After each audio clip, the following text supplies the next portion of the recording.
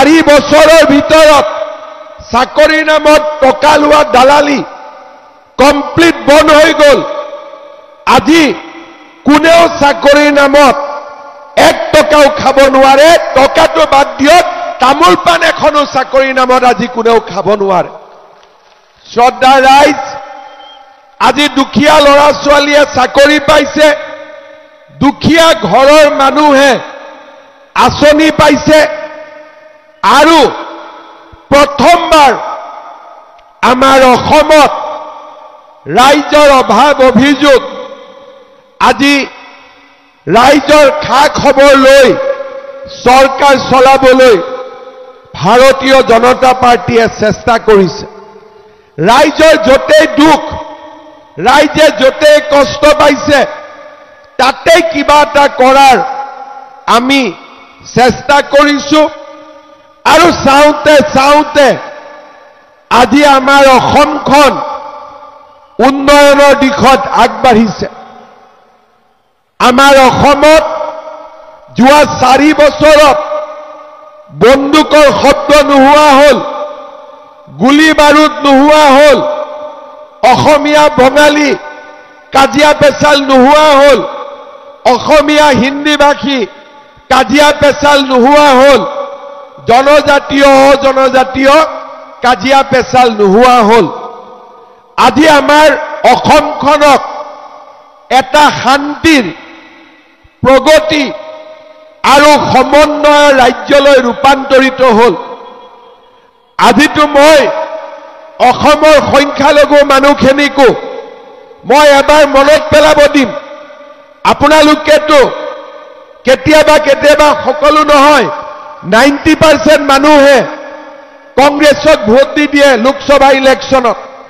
কিন্তু কংগ্ৰেছৰ দিনতেই আটাইতকৈ বেছি আমাৰ ৰাজ্যত সাম্প্ৰদায়িক সংঘৰ্ষ হৈছিল, কোকৰাঝাৰ ওদালগুৰিত নিৰ্মম ঘটনা ঘটিছিল।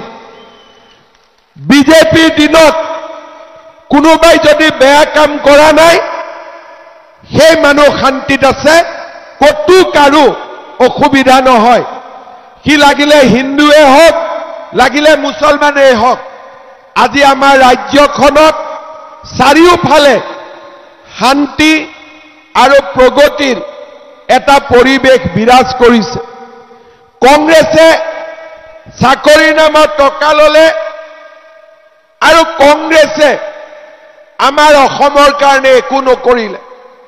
আজি মোদী ডাঙৰীয়াৰ দিনত ডাঙৰ ডাঙৰ আঁচনি আহিছে, ধুবুৰী ফুলবাৰীৰ দৰে দলং হৈছে। আজি আমাৰ ৰাজ্যখনৰ চাৰিওফালে শদিয়াৰ পৰা ধুবুৰীলৈ মানুহে বিকাশ আৰু উন্নয়ন দেখা পাইছে। শ্ৰদ্ধাৰ ৰাইজ, কংগ্ৰেছৰ দিনত আমি কি পাইছিলো? কাৰোবাৰ যদি মনত আছে, আপোনালোকে মোক ক'ব পাৰে যে কংগ্ৰেছৰ দিনত আমি অৰুণোদয় পাইছিলো নেকি? পাইছিলো নেকি? কংগ্ৰেছৰ দিনত নিযুত মইনা আছিলে নেকি?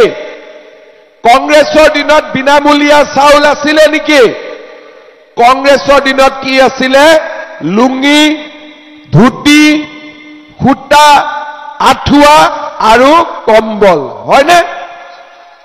লুঙি আছিলে নে নাই? ধুতি আছিলে নে নাই? সূতা আছিলে নে নাই? আঁঠুৱা আছিলে নে নাই? কম্বল আছিলে নে নাই? আৰু কি আছিলে? আৰু কাৰো মনত নাই। মুচুৰি, আঁঠুৱাই আমি মুচুৰি কওঁ, বুজিলি?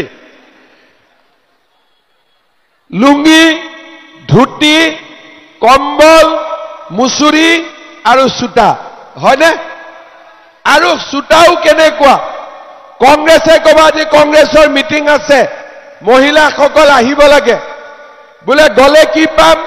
বোলে সূতা পাম।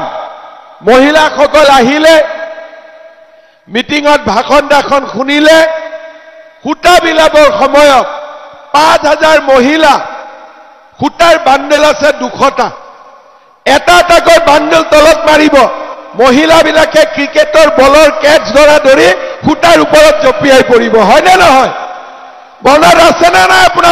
মানুহৰ আছেনে নাই মনত এতিয়া অৰুণোদয় কেছ ধৰিব লাগে নে বেংকৰ একাউণ্টত নিজে নিজে ঢুকি যায় কি হয় নিজে নিজে সোমাই যায় না কবাত যাব লাগে আনিব কবাত আনিব যাব লাগে নেকি সব কংগ্ৰেছৰ দিনত খুটাটো পাবৰ কাৰণেও দালাল আছিলে খুটাৰ লেটা পাবৰ কাৰণেও তাতেও দালাল আছিলে লুঙিৰ কাৰণেও দালাল আছিলে কম্বলৰ কাৰণেও দালাল আছিলে মুছুৰীৰ কাৰণেও দালাল আছিলে বিনা দালালত কংগ্ৰেছৰ দিনত একো বস্তু কোনেও নাপাইছিলে সেইকাৰণে মই ইলেকশ্যনৰ মিটিং বিলাকত কওঁ যে কংগ্ৰেছে এই হাতৰ চিনটো বাদ দি দিব লাগে তাৰ জায়গাত কংগ্ৰেছে লুঙিৰ চিনতে ইলেকশ্যন খাৰা হ'ব লাগে হয় না নহয়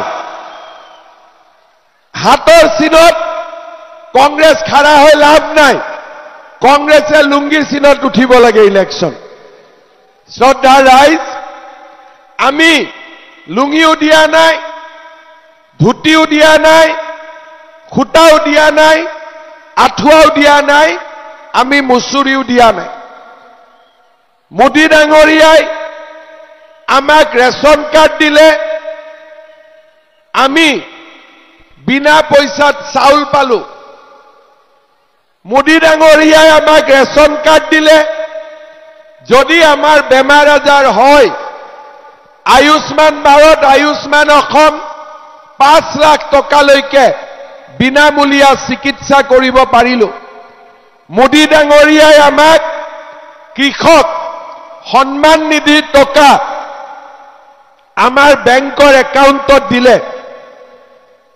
আমাৰ কলেজত লৰা ছোৱালী পঢ়িবৰ বাবে বিজেপি চৰকাৰে বিনামূলীয়া এডমিশন কৰিলে কিন্তু বিনামূলীয়া এডমিশন লওঁতেও আমাক গাঁওবুঢ়াৰ সাৰ্টিফিকেট লাগে মৌজাদাৰৰ সাৰ্টিফিকেট লাগে পঞ্চায়তৰ সাৰ্টিফিকেট লাগে তাতো টকা পইচা খৰচ কৰিব লাগে সেইকাৰণে এইবাৰ আমি নিয়ম কৰিছো যে কলেজত এডমিশন লবৰ কাৰণে গাঁওবুঢ়াৰো সাৰ্টিফিকেট নালাগে মৌজাদাৰৰো সাৰ্টিফিকেট নালাগে ৰেশন কাৰ্ড দেখুৱালে কলেজত আমি বিনা পইচাত এডমিশন পাই যাম